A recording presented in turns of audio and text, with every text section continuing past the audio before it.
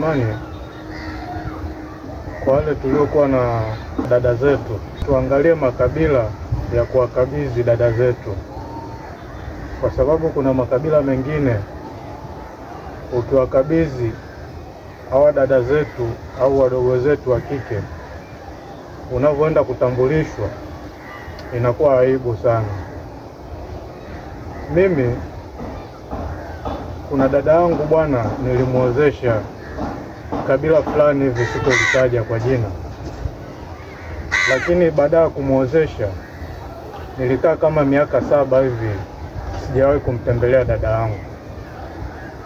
Siku ambayo namtembelea nikakutana na shemeji, nilikutana nao wote pale nyumbani. Nilikuta dada yangu, nikamkuta na shemeji. Sasa nilipowakuta nikaongea nao pale, nikasalimiana nao safi. Badala hapo shemeji akaniita pembeni.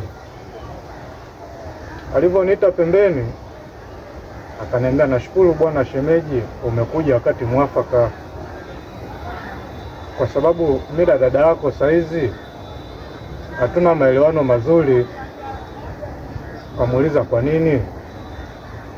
Akasema, kwanza nahitaji nikutambulishe hao wajomba zako. Akaniambia, unamuona huyu badala ya kunifungisha ndoa, dada yako akanoga. Badala ya kunoga ndo kuzaliwa huyu hapa, anaitwa Juma. Ndio nasemaje shemeji? Kaniambia badala dada yako kunoga ndo kuzaliwa Juma huyu. Tukakaka, dada yako akanoga tena, ndo akazaliwa huyu hapa, anaitwa Rashidi. Sasa tangu amenoga kuzaliwa Rashidi, saizi dada yako hataki kunoga tena. Sasa umefika, nilikuwa nataka uongee naye dada yako ili anoge tena, azaliwe hata mtoto wa kike, kwa sababu wote tuna madume tu hapa tulipo. Kwa hiyo ongea na dada yako anoge tena, azaliwe mtoto wa kike.